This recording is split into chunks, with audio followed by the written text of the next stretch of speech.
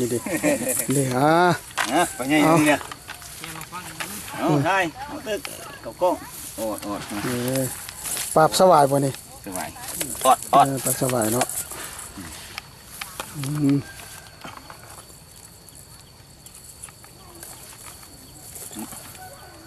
ทีหลังก็ไม่เข้าเหมไม่มีหอย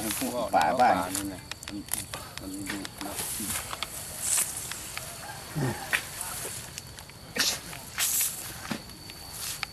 ช่วยมันบ้วนบัดในชาวบ้านแบบนั้น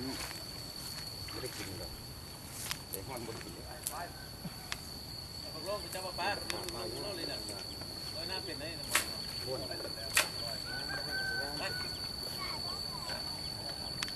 แก่ที่ไงแก่ที่ป้ามองปีนมาลงที่นี่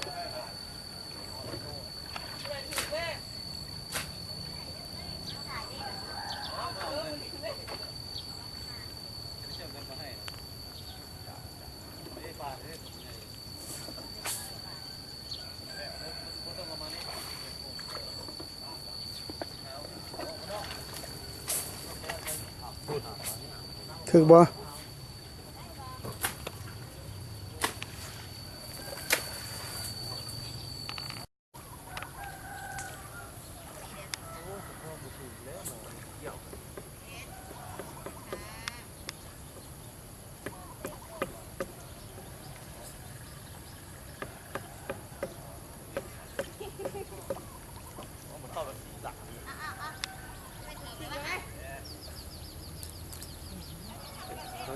เห็นเพื่อนนี่วะเห็นงามเถอะ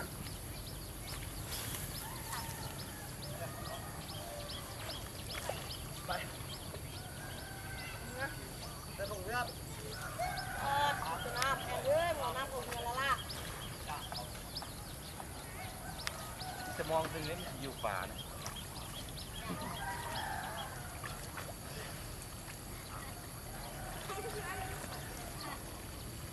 ไล่ยังไงไหมหัวว่าประตองตัวนี้ไว้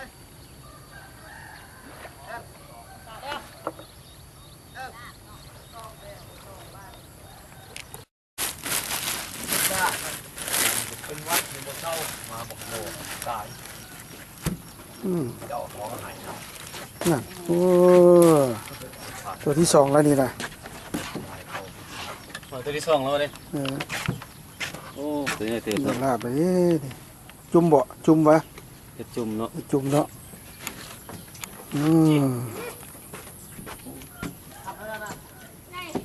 จับบ่จับมึงบ่ระวังมันนะระวังมันนะตัวใหญ่ดินะจับย่อขึ้นดูจับขี่มันเมืองนอกนี่ตัวใจน้องจับระวังระวังมันซิดได้ปืนคนเที่ยวเราได้หันน้องมันซิดระวังป้าเพิ่นบ่เป็นเลยจับคอมันสิตัวโอ้นี่อันนี้มันเฮ็ดเงี่ยงมันใส่เข้าไปหมดแล้วนั่นคอยจับมันนี่ปลาสวายนั่นนี่ค่ะคุณแม่สบายอยู่เนาะนี่น้องนี่แหละโอ้เป็นลาบกินแมลงมาหนูมาเด้อหนูเด้อใหญ่ตัวที่สองแล้วเนาะตัวที่หนึ่งไปใส่สองเลยนะโอ้ชิ้นบักลายไปเลยเนาะลวกพันไปเนี่ยแกง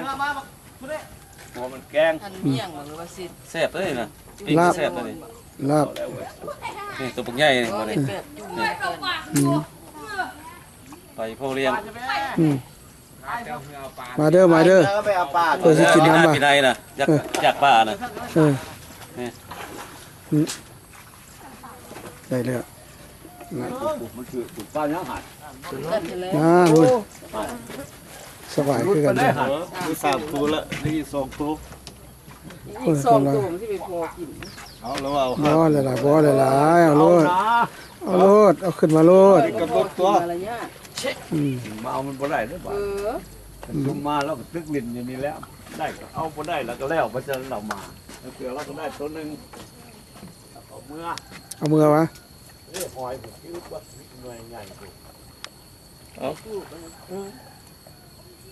หอยก็ได้มาปล่อยลงนี่ดิ 2 3โลผมปล่อยลง2 3ปีเขาเอามาลงแล้วท่านน้องเขาไปแล้วคุณเขามาขายซึ่งผมปล่อยลงนี่หอยอันนี้ พ่อตู้นี่ใจขี้ดังได้ออกบ่ได้ยุติพุ่น จ้า ได้แล้วมันจะดิ้นนะผมตัวที่3เนาะตัวนี้เนาะ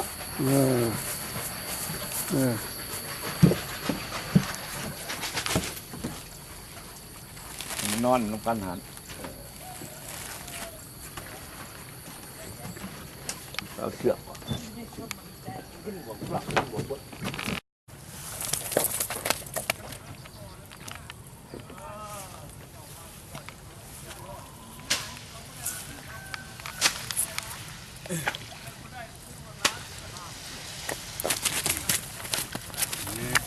อาขึ้นมาโห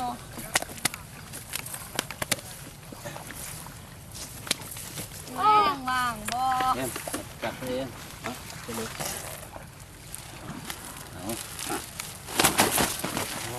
ถึกเนาะบาดมันถึกเนาะเป็นหมูขักแล้ววันนี้ค่อยพ่อไปทางดี ได้อยู่ด พ่อ อก ไม่ได้กินเนี่ย โอ้ยไม่โอ้ยจะได้ลอยน้ำเลยนะไปเท่านี้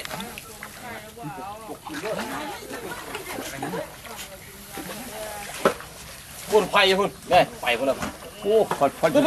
ลายังถือกันเรื่องถึกมองเลยนะ อย่าปลา พุ่นไฟคุณออกเลยจับดิหยับดิหยับตีนเหี้ยนี่เรื่องมันจะฆ่าโตบ่เอาอย่างไรแหละโอ้โหเบี้ยนี่โตไม่ดีนี่ พันจวดคุณเนี่ย เอาแล้วตัวบ่เอาแล้วไปแล้วไปแล้วปะ ปลายัง ก็ถึงมองว่าตัวนี้หยับตีนตุ้มตีนเข้ามา เอามีฮอดอันนี้พุ่นว่า อันนั้นพายอยู่หันเหรอ คนเฮาละ ลงไปหัน คนเฮาละคนเฮานี่แหละ มาดูด้วย คุณเรียกพันจวดอยู่พูด ดูเข้าค่อยเตะค่อยเตะเข้านะทีนึง เห็นบ่พายอยู่หันเดียหัน เตะเข้ามาให้มันปุ่มไปก่อน ให้มันขึ้นจอมให้มันแลนขึ้นจอมหัน พอให้บักแร่ตุ้มก้อนให้บักแร่ตุ้มตีนเข้าจับจับเลย เขามาแม่ มันที่ออกตีนมันนะมันต้องเฝ้าฟาวมันเงียบได้หนิคือว่าฟาวแม่ตานี่ฟาวมันก็เขี้ยวเลยเนาะกูก็กล้างงเหมือนกันมาเอาล่างไม่เติม จอมมัน โอ้ตัวใหญ่พุ่นอ่ะล่างจากตู้โอ้เป็นซิปเว้ย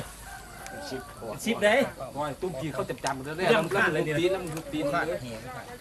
ขาดสัญญาณเลยเป็นเหี้ยนะมาทีวะแล้วว่าบุขาดแล้วเนาะจุ๊บเลยตุ้มได้หัวว่าหัวไหม้ก็ได้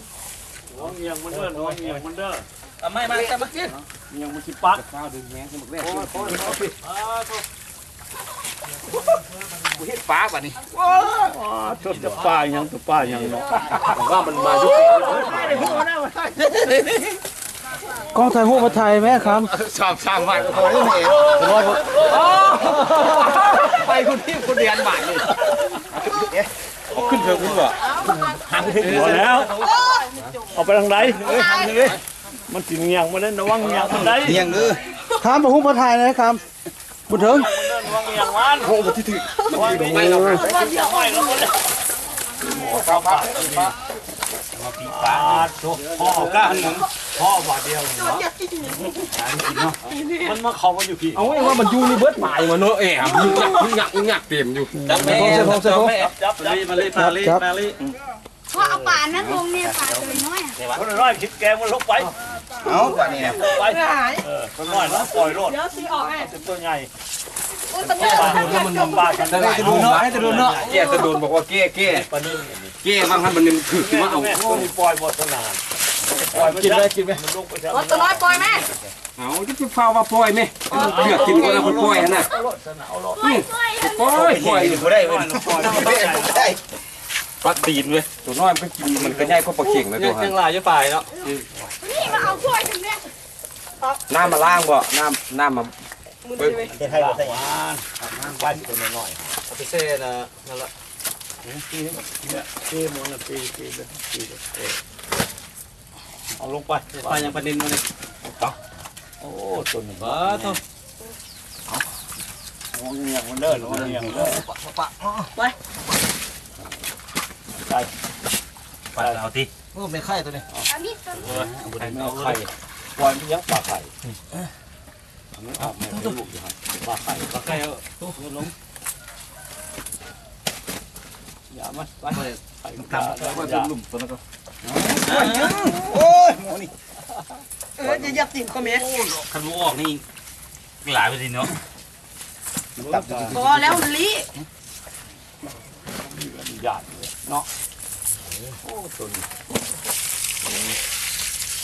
เป็นยังไง นี่คือคันกันแจ๊ะนี่ ตัวคันเด็ดให้เรา ชิดอันนี้กูสุดคนนี้ มาชิดจ้ามกับพวกกินกับพวกกวนนั่นน่ะ ได้บ่ได้มันตึกนิดหน่อย มันจะคิดด้วยมันจะเป็นปาก จะมาเอาขึ้นสู้ก่อนทำไมนะ ว่าแล้วแต่ปลามันย่ำหลายที่นอน ตามมาขึ้นสู้ก่อน ตีถุงวะ ตีถุงแม่นแท้เบิด อัพ น้ำเพื่อนลงมันเลย พันเลย เมื่อคุณนะจีว่าอย่างนี้เปื่อน มันเข้า หวัดดึงเรื่องเหมือนเลยไปโอ้ตัวเจ้าไหนโดนอะไรกู เอ็นกินหามสามคนเลยเด้อเอาไหม ปล่อยพิการคือปกติแล้ว มันอยู่จังไหนนี่ตัวนี้ มันดูพี่มันพัน ยืดจังหนิมันก็ยืดจังชีละ แม่กินเขา ยืดกันยืด มันก็ร้ายพุ่นอ่ะ มันบริทีมแห่คุณวันนี้ ก็ลองแกงบ้างคุณแม่ เอาอันนั้นมาฮักเงี้ยงได้ นี่บ่อยโอ้ซีรีตีนี่เดี๋ยวนี่แน่นี่ แม่นะ มันเข้าเขาเองวะ ครับวันนี้ เข้าไพ่มันจิ้งปวดมาพันนี้นี่ก้อยปวดมันวิจัยห้อนมันขึ้นมาจุกโคกแล้วอันนี้น่าจะขึ้นมันอยู่ โอ้ใส่ตบวันหนึ่ง เออมันงงกันตึ๊บห่วยบ่ได้ตีนี่เฮาอยู่มันมันถือแขนไทยมันบ่ถื โอ้ อ มองบ่อยู่มองเนาะ มองกูอยู่ ได้แห่ แก้ว ไม่ค่อยใส่คุสิ พอวัน พออันเด้ มิ่งเลยมา พอแล้วสำเร็จแล้ว บ่พอก็แกะอีกบ่ แกวันหนึ่งบอก แกะเขาแกะนั่นบ่สั่งมา พอบ่ลูกพอ โอ้ยบ่พอดอกเราเว้าเนี่ยเอาโลดแล้วว่า พอแล้วเดี๋ยวพุ่นกับ30,000ละ30,000พุ่นนะไล่ติดตูนะกดมาไปล่างแห่ ตาก่อนพอกระเพาะกลางเงี้ยท่านเรามองมาถึงตูเนาะ มันบ่ถือดอกกลางปากมัน เดี๋ยว เป็นไงมันตัวนึงเนี่ยเงา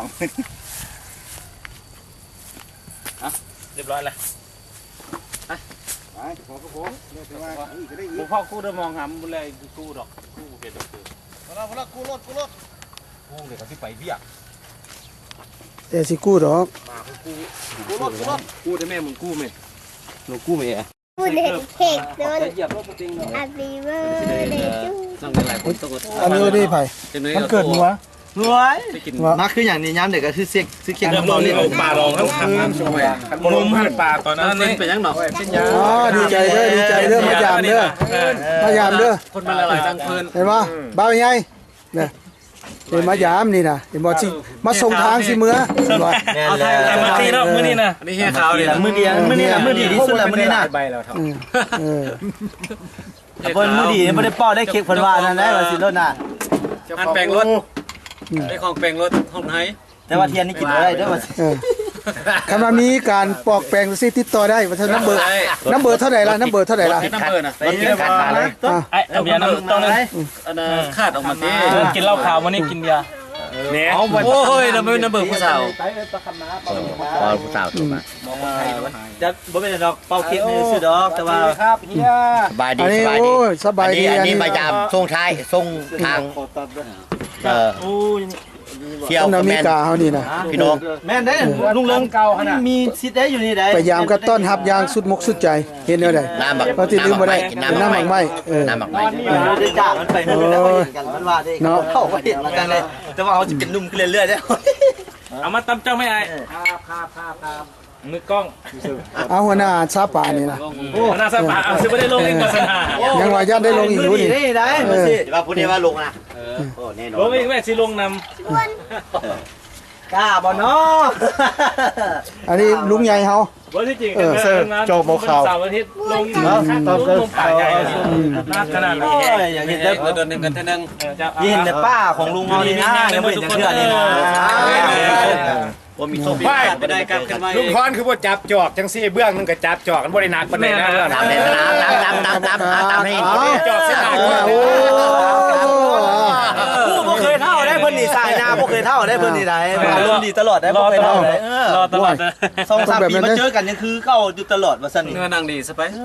เจ้า2-3 ปีค่อยจาก10-30 ปีเห็นท่อเก่าเราน่ะเฮ้ยอัน30 ปี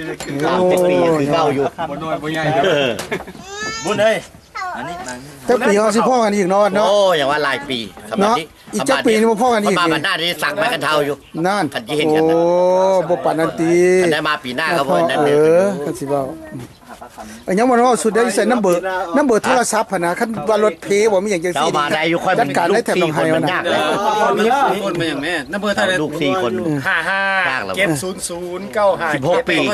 16ปีเจ้าก็ได้มาอีก โอ้ นับสนิทนับแต่สากกระเบือคนเรือลบ มาความจำเป็นว่า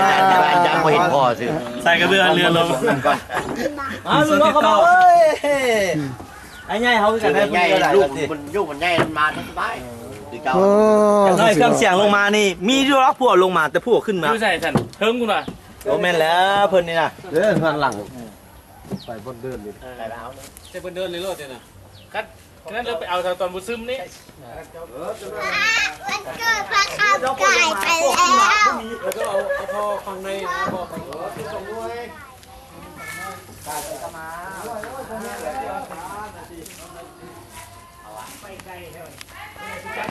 แล้วป้าคำแม่ถ้าบอกมันเกิดจะวะคือกายมาเดือนหนึงแล้ว ไม่ใช่ว่าวันเกิดเดี๋ยวนี้ซื้อเค้กซื้อเครื่องมา ร้านนี่แล้วว่ะ โอ้ไก่กูแห้งไก่แล้วแบบโดนไก่ นี่ใครได้ตัวป้ามาสิ เกิดผู้ใดเนาะ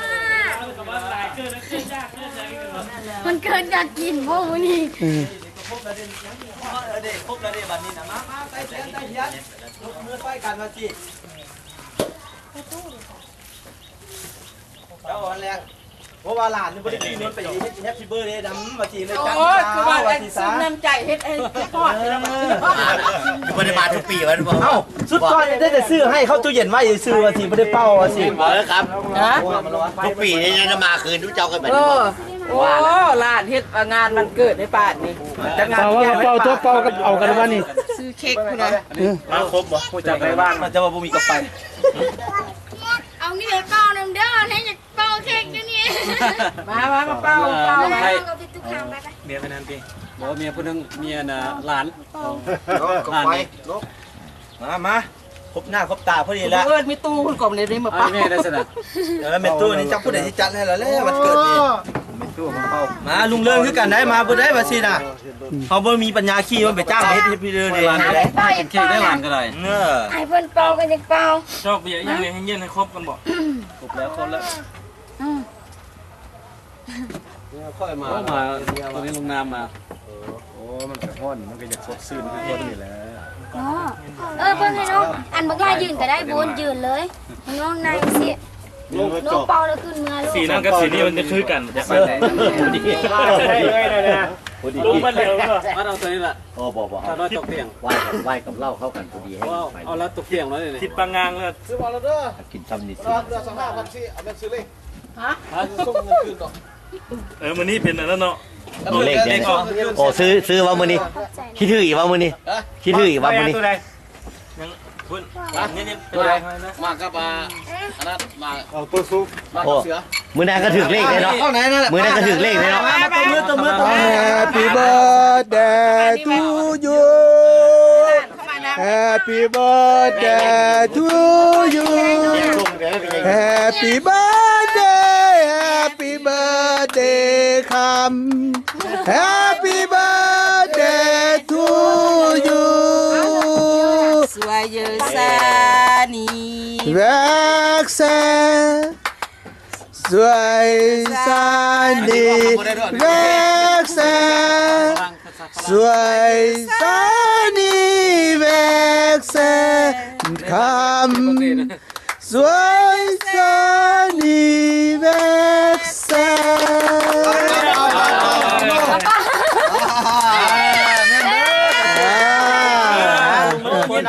กายมาเดือนนึงก็ยังเป่าอีกเนาะสิเป่าเนาะผู้ใดจะเป่าเอาให้น้อยเป่าอีกตาได้ยัง เลิกนะ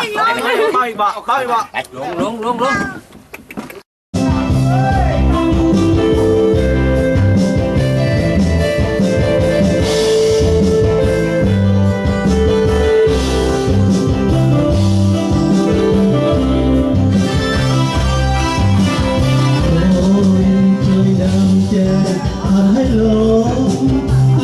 วก็สื่อตรงมันคงเหมือนดังคำมันสวัสดีวัน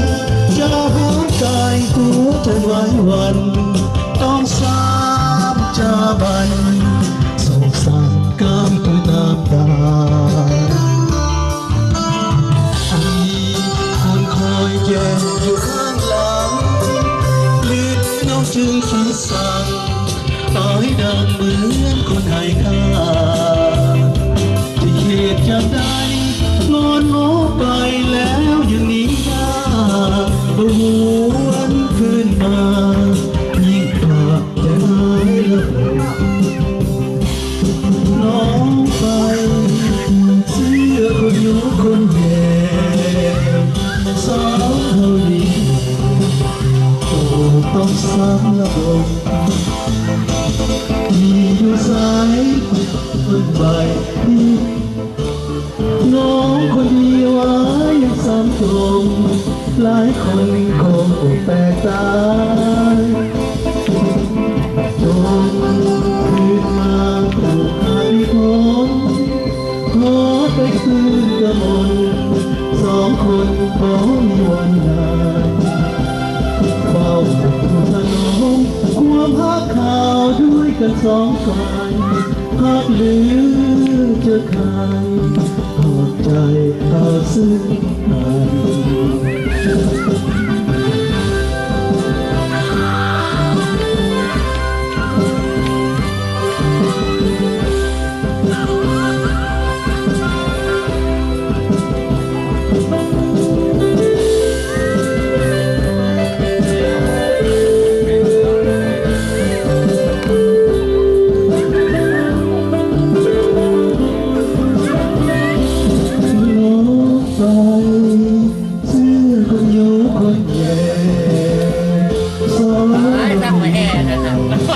ปานมาแห้งเคยไหมเนาะปานแห้งเคยไหมก็บ่ปานบ่ได้เอามือช่วยกูอ้อยมาแล้วน้องคนเดียวยังสาวตรงหลายโอ้ยคือได้ขนาดคืออ่อนมาแล้วเกี่ยวเลยขอใกล้ซึ้งกระมวลสองคนเรามีวันตายเป็นอยู่จะถนอมความหักเขาด้วยกันสองฝ่ายหักนี้จะขายหักใจเขาซื้อต่อกัน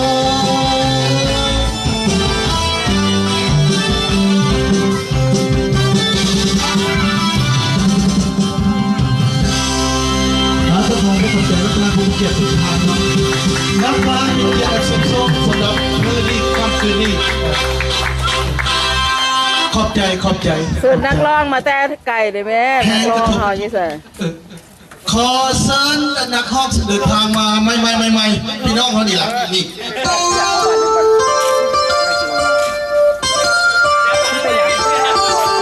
พนักจะหน่อยเนาะสวนบอนดินดอนที่งามโสภา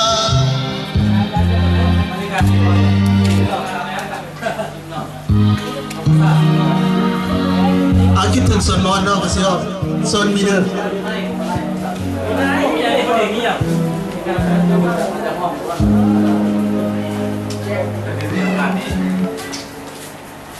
นั่นยังมาทำในท้ายพูดมึงกันไปให้มึงอยู่เมืองมึงนี่นั่นเนี่ยมาได้เขาได้เห็นเบิ้ลจำเห็นน้อยมีน้อย กว่าจะผ่านก็แตกนี่ไปหมดแล้วแบบนี้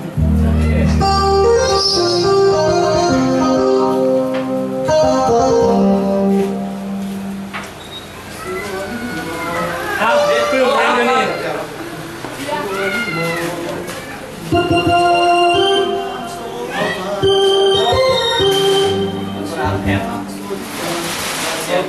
นี่มีแผ่นดินี่นี่ เฮ้ยอัดแผ่นเดี๋ยวอัดกันขาย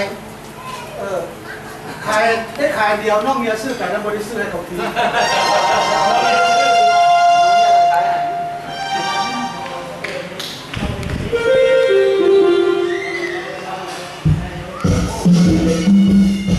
พี่โอ้ยเดี๋ยวเราเอาเลยมาคุณต้องนะ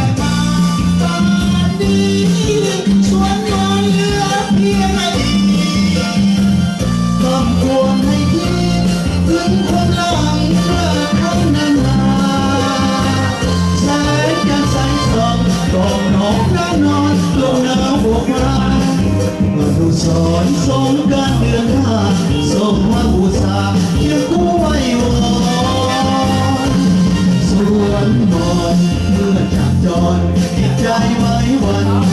จำใจลาพักพักวันทุกคงจะฟันเหงาใจสั่นหอนคืนนี้จันทร์ส่องบอกให้น้องสาวทั้งวันใต้ต้องนอนและเมื่อแผ่บอนคิดถึงสวนพรถึงคืนผ่านมา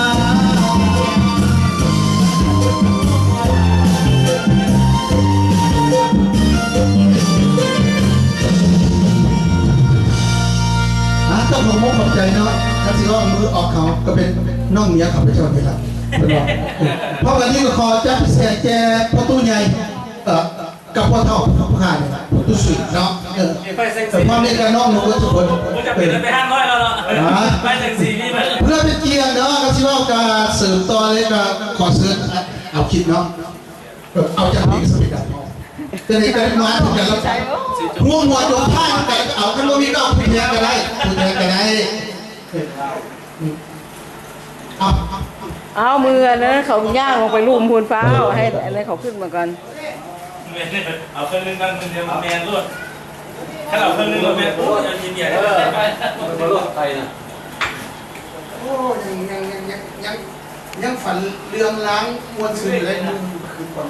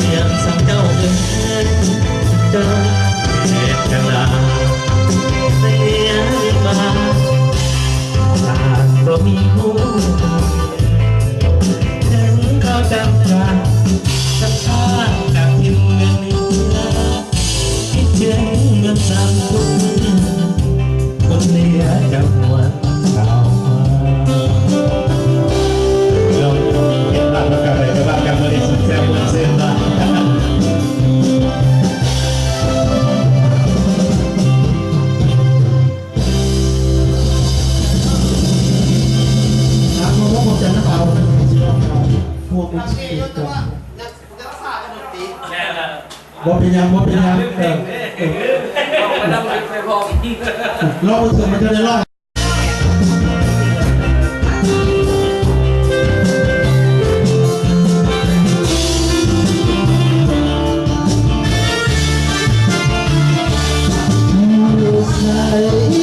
น้องทางโอ้สาวสาวเป็นยังที่เปิดอีกเธอลูกแก่ที่เธอเกิดเปิดที่เมื่อเธอไปอยู่เคียงกันไม่เจอน้องคนที่เธอเป็นแล้วให้ถึงตายลงโลกว่าเจ้าเลยลอยไปว่ามาสักทีตายที่เคยมาเป็นเวลาเป็นเดือนเป็นปีแต่แล้วที่เป็นเดือนที่รู้คงดีจะไม่น้องคงตายหน้าตาเป็นดีเป็นยังจำที่หัวใจก็จะคงลาเรา อ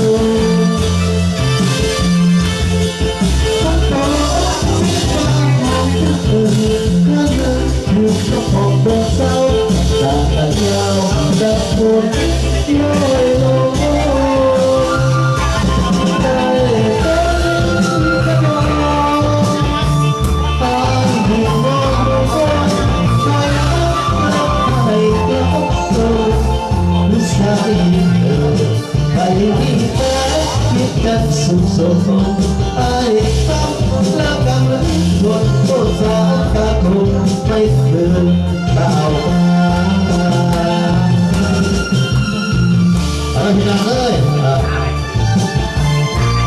เทียบกันไปหรือว่าเปิดน้ำเนาะ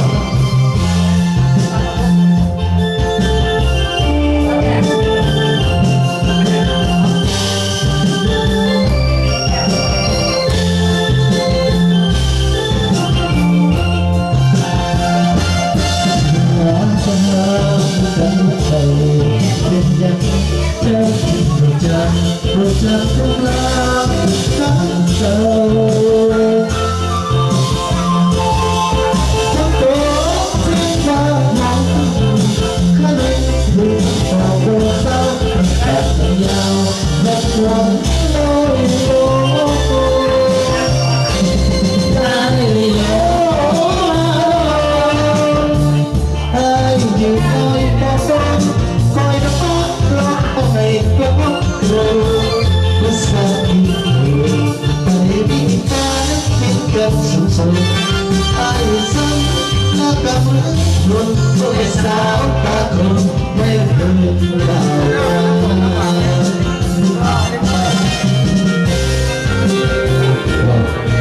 เอาไปสาวไหมจ่าเลยเอาสาวไหมจับไปโอ้ยว่ะโอ้ยว่ะโอ้ยเนาะโอ้ยเนาะโอ้ยเนาะเซฟเลยโอ้ยเนาะโอ้ยเนาะโอ้ยเนาะ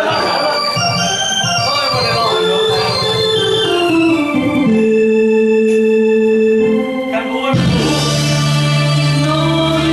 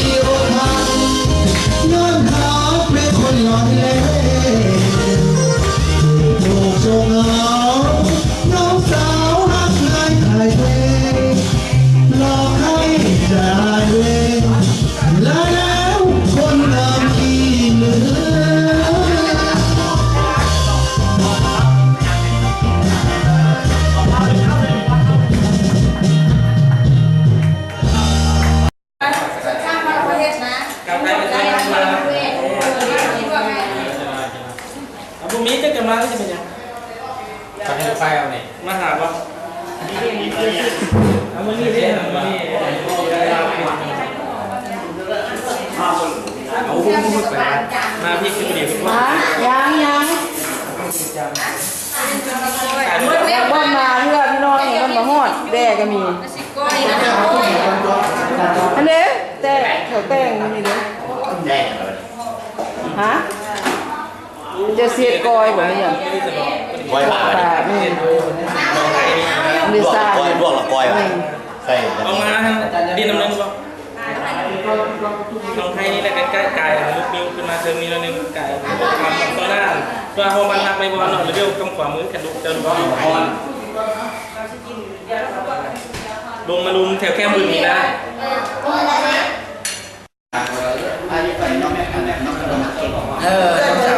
กูทีค่อยนี่แหละเอาไปละงานเกิดที่พ่อบัวสุดตารางบัวตรง Facebook ล่ะคนสังเกตยิ้มไหนล่ะหน้าพูดปากจังเต้ขอบใจเด้อลุงป้ามายามเด้อบอกใจอันนะยามแล้วอีว่าสิโทยไปกินลาบปลาน้ำทะเลาะว่าสิลาบปลาตองมื้ออื่นว่าลาบปลาตองก็มักไม่ได้กันว่าสมมุติว่า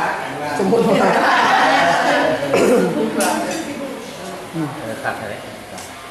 โอ้วันนั้นเห็นยังไงโตกันเลยสังเกตลาบปลาฟูมีบอลบักตุ้มแรงอยู่แรงเมื่อนี้สิพ่อจักเถื่อมาแบบนี้อยู่ฝรั่งก็จะได้พอกันเป็นตัวสองอยู่ก็เห็นแบบนี้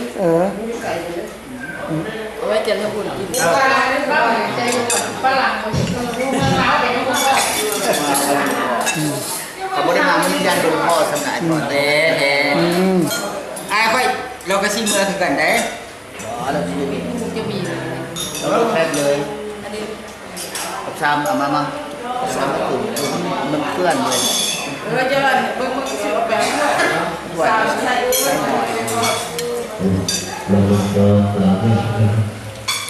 ดีเลยผมลองค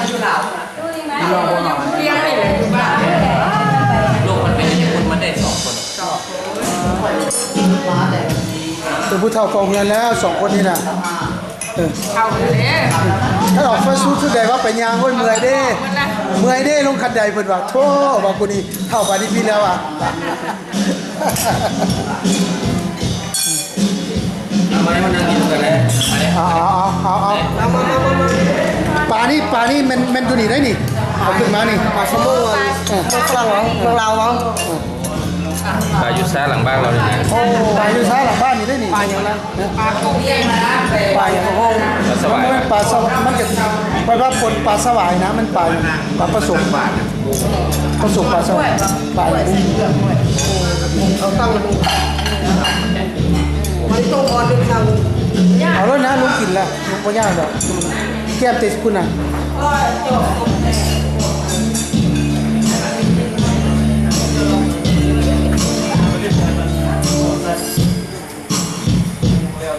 ดาบแดดล่าไปมันให้เราตกกับเป็นไปตามแดดเขาดีฮันเขาเป็นแกงจะไปแกงต้องแกงอะไรแกงอะไรแกงของแม่ของเงินที่ไปด้วยเคยมีเงินแกงไปดิไปดิกับแกงอะไร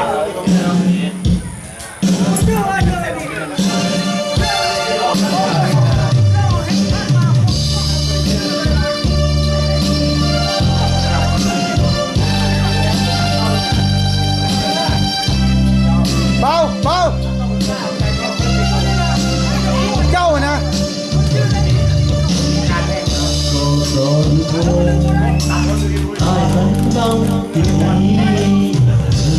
ก็เป็นดารู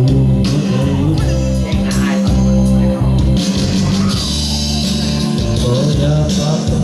รูยาทำให้ใจ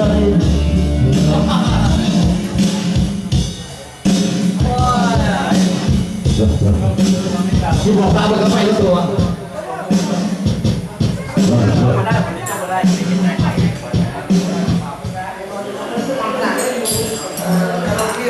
เ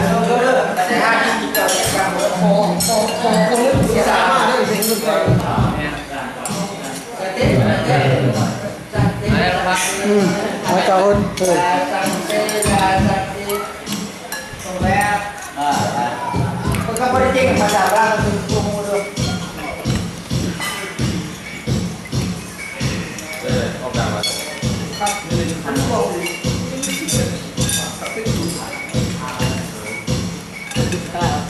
กนี้ใส่เสื้อลูกที่